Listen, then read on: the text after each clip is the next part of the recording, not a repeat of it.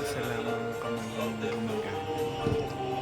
Maswerte ako kahit paano kasi ang affected side ko is left side. Mula bata ko ang ginagamit ko is yung right side ko. Kaya madali sa akin kumilos, paganahin yung unaffected side ko kasi right-handed ako. Siguro po ang nadali sa akin is yung right side ko, hindi ganon magiging kadali yung lahat para sa akin, pero dahil nga right-handed ako at ang naapektuhan sa akin ay left, so nakakakilos pa rin ako diskarte lang. So ginagawa ko kahit ginagawa sa akin, sinisikap ko pa rin tulungan yung kanan ko ng affected side ko na left arm ko. Although kung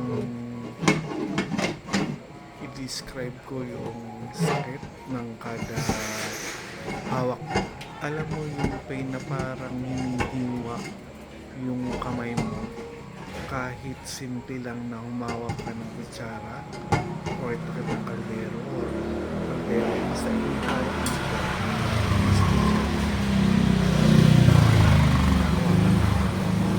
parang matagas na pain, or sa isa pang description, para kang humahawak ng mainit na kaldero. Ganun siya kasakit. Pero kung lagi mo siyang ginagawa, siguro magkakaroon ng improvement. Sa akin kasi parang sa tingin ko, ang naapektuhan sa part ng brain ko is yung sensory motor ko. So ang affected sa akin is yung sensory. Kaya talagang manhid na manhid siya. So sabi ko nga, mabuti pa nung una na hindi siya nakakaramdam. Nung nakaramdam ako,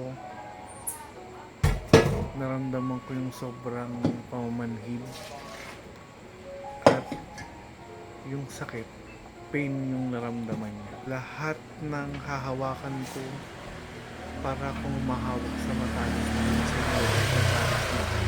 mas gugustuhin mo na lang na wag mo na lang paganahin yung affected arm mo kesa maramdaman mo yung pain na gano'n, na para kang humahawak sa mainit na kaldero or parang hinihiwa ng matalas na blade yung mga kamay mo.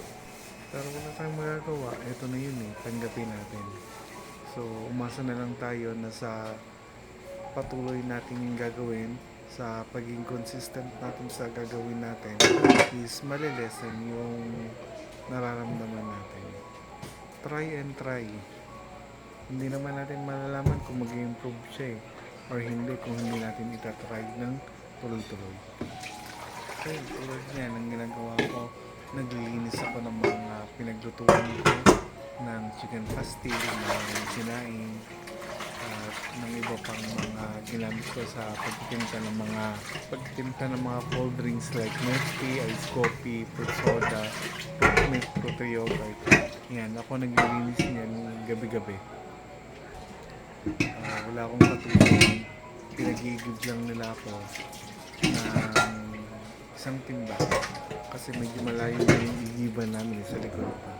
So sabi ko, igib niyo ko, din ako lang bahala maglinis itong munti na ng tindahan. So yan yung gabi-gabi na routine ko, maglinis, tapos galaw-galaw para mapagod pa, sarap yung tulog. Ngayon, masaya rin ako kasi kahit pa paano may bumibili pa rin dito sa tindahan namin, may tumatangkilik pa rin. Kahit na alam nila na ako yung gumagawa ng order nila na stroke ako.